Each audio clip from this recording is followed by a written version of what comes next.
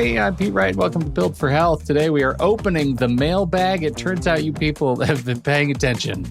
And so we're going to actually go through all these questions because you paying attention is both flattering and mildly terrifying. The questions split into two piles. The first one is fundamentals, losing fat while getting stronger, whether exercise order matters, how long can you actually step away from the gym, all that kind of stuff. And then we've got pile two, which is the peptide questions. Apparently, those episodes struck a bit of a nerve. Some of you are confused, some of you are skeptical.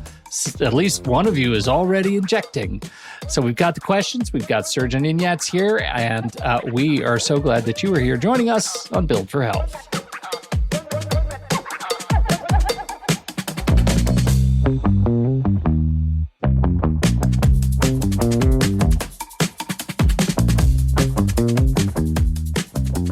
All right, Surgeon. Hi. All right. Hi. Welcome. Okay, we're going back in time a little bit because we may have a few questions that have been sitting in the mailbag for a little bit too long. So here we go. Rich, this is to you. Can you be in caloric deficit and still make strength gains? Is this just a matter of protein? So strength, yes. Even some muscle size, yes. But that also depends where you are fitness-wise. Like for me, I wouldn't be able to do that. Why not?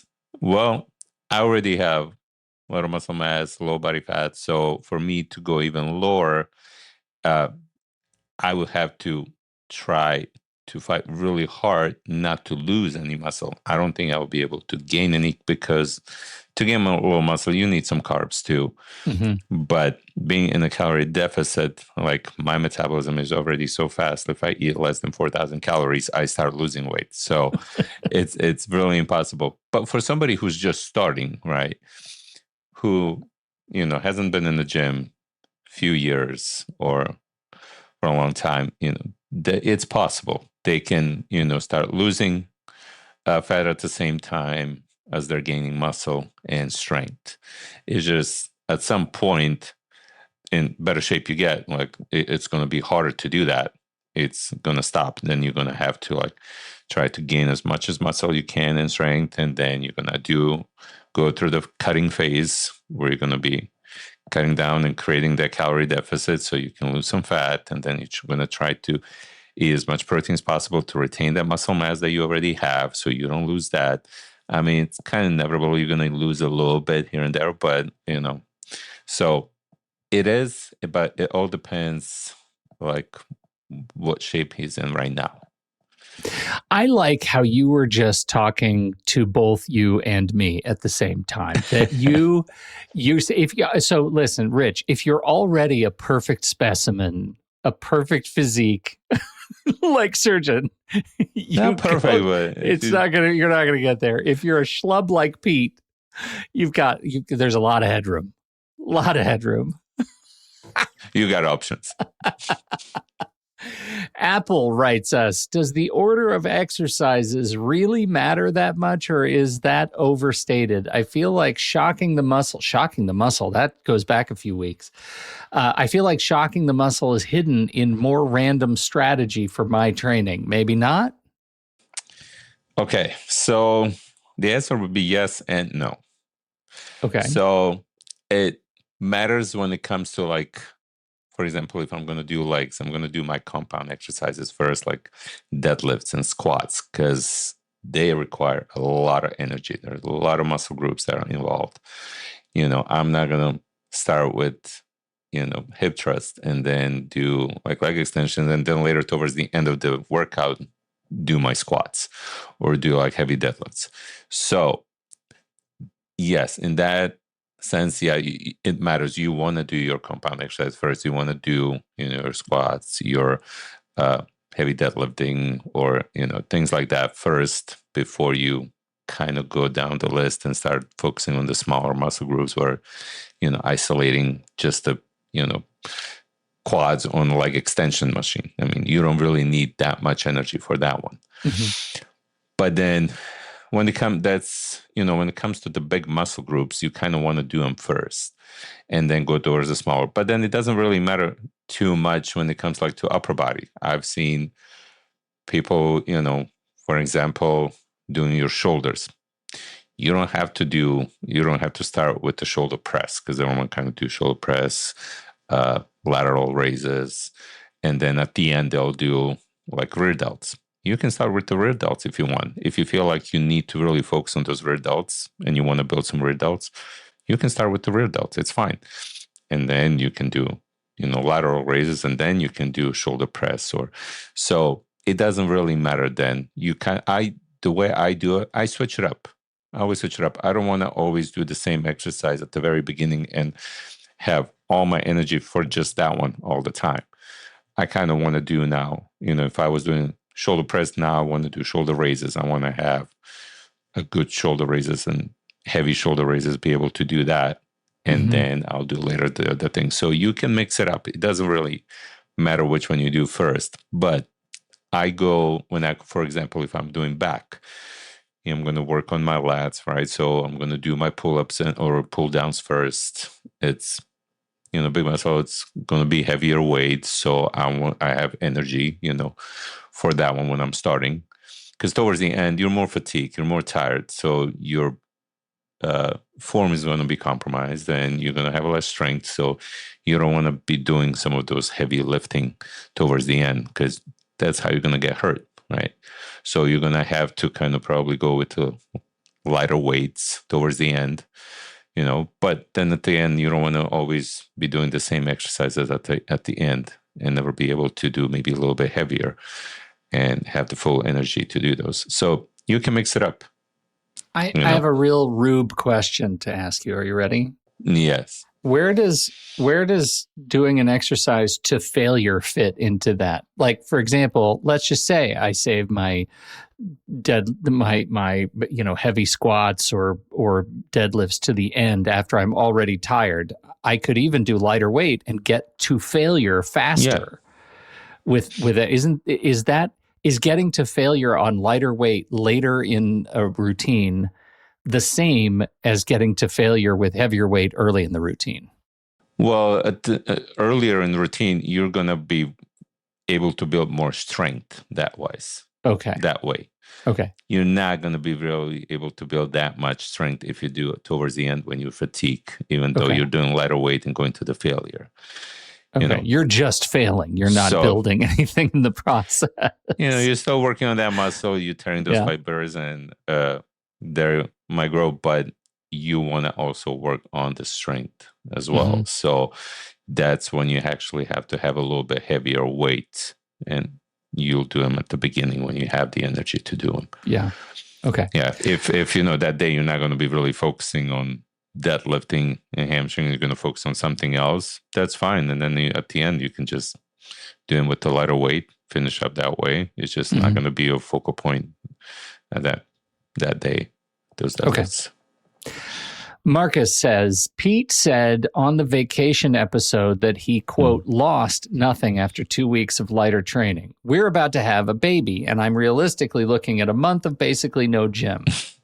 Is there a point where the you don't lose it that fast thing stops being true? When should I actually start to worry?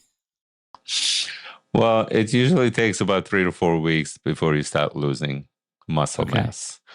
But that also, you have to think about food, your protein intake. You at least try to focus on that. If you're not going to be able to go to the gym and work out and all that stuff, make sure that you get your protein intake so you can try to retain that muscle mass. And then, do some stuff at home. You can do some push-ups, you can do some lateral raises, you can do, some squats and stuff like that, lunges. It will help your body move and, stimulate those muscles. And if you eat right, you'll be fine. You're not going to really lose much. You're not going to, and you're going to be able to bounce back after that month really fast. It's going to take you like a week or two and you'll be back right where you left off. So you're not going to lose that much unless you really don't do anything. No exercises. You eat whatever, you're not focused on your protein intake, then you're probably going to lose a little bit more. And it's still going to take probably 2 to 3 weeks. But then we also talked about the muscle, what kind of muscle you're losing. If you have a mature muscle, then they stick around a little bit longer. It's not that easy to lose the mature muscle. Than the muscle that you just gained like in the last 6 months. Sure. It takes about 3 to 5 years, they say, to get the mature muscle because it's more dense, so it's harder to lose. Okay. So you're gonna be fine. Do the squats, drop and do some push-ups. You're gonna be fine. Just keep yourself moving, and you'll have lots of excuses to move. Believe me, you'll have move the baby lots around, of excuses to move. lift the baby up and down, move her around, all that stuff. I would use the baby as a weight, and I would do all kinds of workouts. I know you would. Maybe I should do a video. That is unsafe. Put the baby in a bag, some sort of a satchel. Start. The baby will have a great time. She'll curl the baby. Like that. Baby will have a great time. Yeah. Frank is at the other end of the spectrum on this question. 67 here, and my doctor said muscle is the organ of longevity and to start lifting. My kids, I assume adult kids, are terrified that I'm going to hurt myself. How do I start heavy enough to matter but not end up as a cautionary tale at Thanksgiving? Man, I love that doctor. Yeah, what doctor right? is that? I want to talk to that doctor. Man, yeah, you should start lifting, but at that age, if you're not sure, if you don't know how, and need help with the form and the weights, I would say hire a trainer, hire somebody who knows, who can guide you through, help you with that.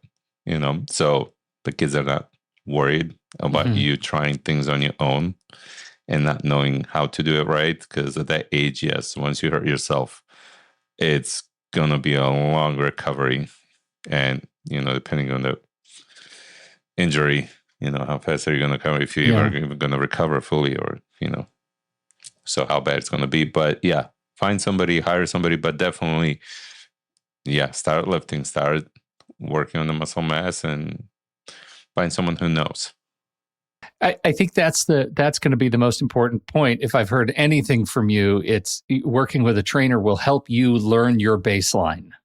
Right. Yes. It'll help you. Like, there's no way you could learn from the podcast how to start, how heavy to start. You have to work with somebody who can help you protect yourself. My God, man, if you do anything, have a couple of sessions with a trainer. Surgeon does distance stuff wherever you are.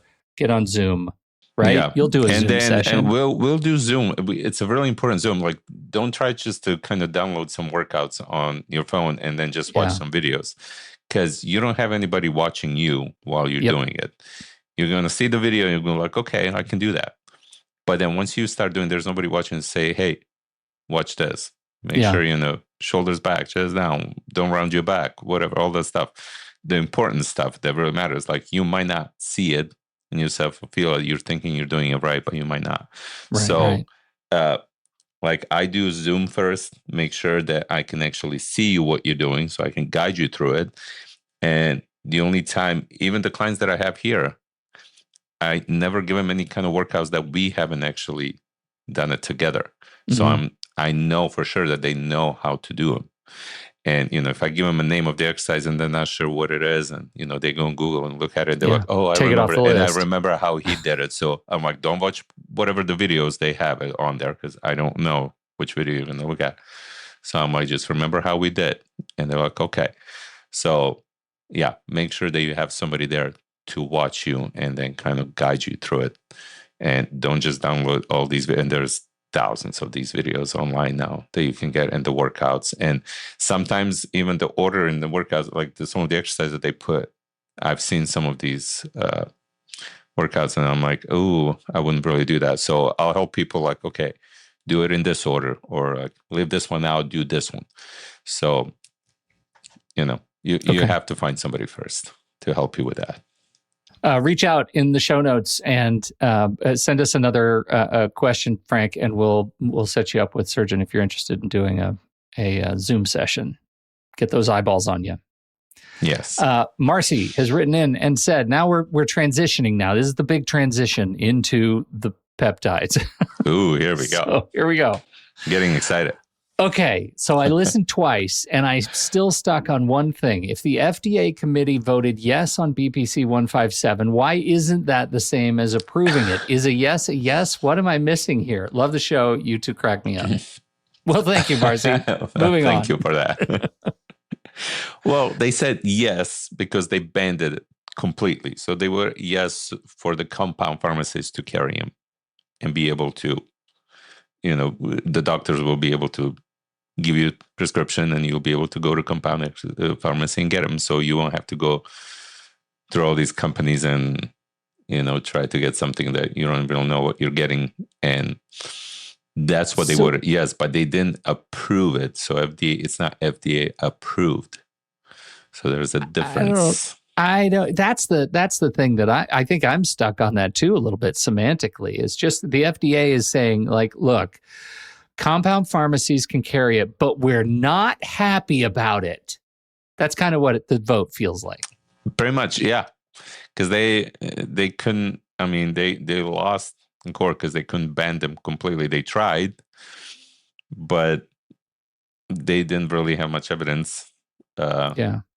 So they had to, then, they were approved to be back on the market, right? So, yeah. I mean, you'll be able to get them. You're going to have to pay the full price. Don't and expect it's your not insurance approved to cover by, it. Yeah, because the FDA hasn't approved it. So that means there are all kinds of limitations they can put on it. It's not coming from the big pharma. Insurance is not going to cover it, all that stuff. So, and there's also certain doctors that won't be prescribing them for you. So you're going to have to go to different clinics, find the right clinics and the doctors that can monitor and then prescribe those. And you'll be paying the full price through the compound pharmacy. Because I have one that I take from the compound pharmacy and I have to pay the full price.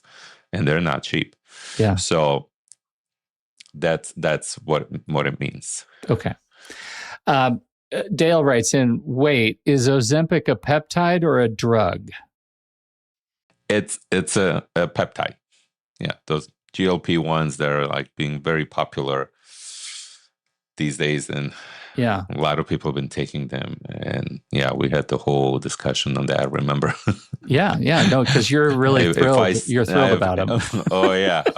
I'm trying not to start again because I'm just going to go off. Well, I think it's important to note that we're like, when people say Ozempic is a drug, it like a peptide is, I mean, we're just kind of loosely using the word drug. Like when people toss drug around for Ozempic and Wegovy, that's just kind of a loose vernacular. But what it is specifically, it is a peptide.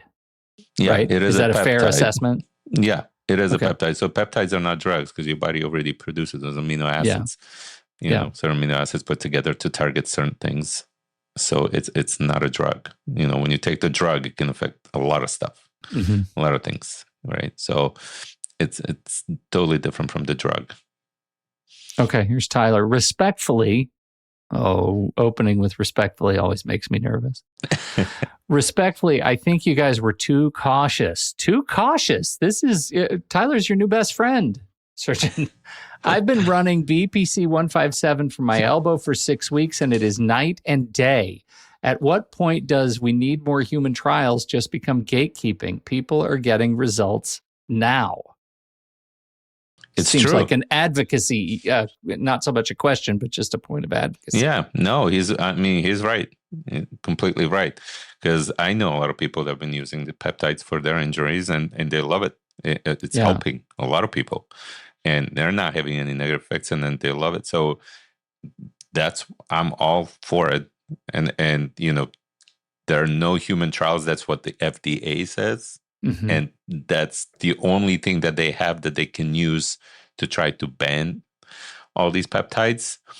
But there never will be any human trials, because pharma will have to spend money into those, but they're not going to spend it because they can't patent and make any money. So, of course, no company, it doesn't matter what your product is, you're not going to spend money into something where you can't make any out of it. So they're just going to try to ban it so they can use their other drugs for other things. But it's been helping. And that's why I think they won when they went to court, because they've been using it since like 2012 or 13, like all these peptides. And Yeah, These guys the horses actually left the have, barn, right? Like yeah. it's I mean, yeah, they have a lot of evidence. All these people are coming out, and you can see even long term how good they were and how much they're helping, and that there were no long term effects and all that stuff.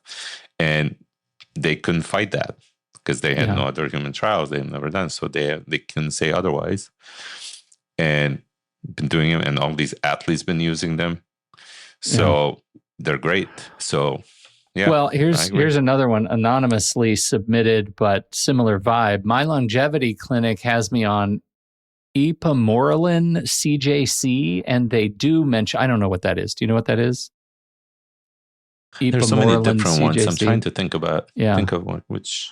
Well, it sounds like it's in the same space. I don't know what it is, but they do mention risks, says this submitter. They're very thorough. You made it sound like every clinic is a scam. Some of us do our homework.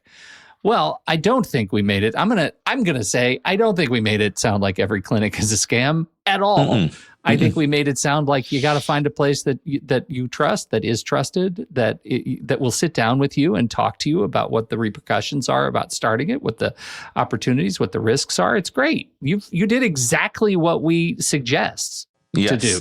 You listen to risks and And they told you forward. those side effects because with the GLP-1, right, or the Ozempic, there are side effects. Even though it's peptides, there are side effects because, it will help you. It will suppress the appetite. You're going to eat less, all this stuff. You might lose weight. But there are side effects, which means when you lose weight, you're going to lose some muscle. You might even lose a lot more muscle than you probably should. And maybe you're not really qualified for exactly like that drug, or I say drug, but that peptide. Mm-hmm. So, when you lose muscle, then also bone density goes down. So there's all these things that get affected by taking that peptide. So those are like what they say the negative effects that peptide might have. So, people that are like over 300 pounds, it might be okay for them. They actually need to start, suppressing their appetite, learning how to eat and all that stuff. But at one point, they're going to have to get off because, if you're not, and you just want to lose some weight and you're not 300 pounds, you just want to lose 50 pounds, 25 pounds, that's not the way to go. That means that, there are some side effects, which you're going to lose some muscle and then you're going to lose some bone density and then everything else that comes with that. So they need to tell you so you know. Yeah. But not all of them are bad. It's like that's why you have to do your research. Make sure that you know who you're getting it from. Actually, I have an example. One of my clients came in today, and she sent me a text message with 2 different websites where she was able to get some of that. Her cousin actually sent her and said that's where he got it, some peptides, and she could get it. And then so she forwarded it to me. And today she came in and she was like, "Oh my God, did you order anything?" She ordered like, "Don't do it, don't do it." I'm like, "No, I didn't do anything." I'm like, "So," and she was like, "Well, one of them is fake. It looks real." Just because this topic's been really hot topic for the last, month or two, and people are finding about it and learning more about it. So all these cameras are now coming out saying, "Hey, we can make some money." So they're making this website that looks really legit and taking people's money. And you would think it's a real legit website, all this stuff you're going to order, and they're just going to take your money. So you got to be, especially now, even more careful than like a few months ago. Yeah. Yeah. So we're not saying that every clinic is a scam. We're saying, go to a clinic that you trust. Go see a person. Talk to a person, right? Yeah, my doctor recommended the clinic because she couldn't do it. She couldn't. She doesn't do that. She doesn't prescribe peptides. You can do it, but she's not opposed to it. So she told me the clinic that I could go to and the doctor that I should be asking for, and then I can go through them. Yeah, and there is a chain of trust that you can follow to get this done. Okay. Yes. Next question, another anonymous one that says, here's what I keep coming back to. You said both sides are arguing over the same missing data. Okay, so who's supposed to fund the trials? BPC 157 can't be patented, right? So no drug company will pay for a phase 3. Doesn't that mean we're permanently stuck at promising? What breaks the stalemate? Yeah, it's like they're not going to do it, and they're going to keep saying that it's dangerous, that we shouldn't do it. But we already have so many people on it and all these great results. So yeah, I mean, it's just, I don't know how we would have the answer to what breaks the stalemate. I don't have that answer. I think you're absolutely right. Something has to move the ball down the field a little bit, but maybe we're at stasis right now, right? Mhm. Maybe we're at Yes. stasis by just talking to your doctor and finding a compounding pharmacy that will do it for you and paying for it street prices. Yeah, I don't think that's going to change. I think that's going to, because it's been since 2012, and I don't see it getting, being any different. This one I think is for me, a lot for me. It's from Chad.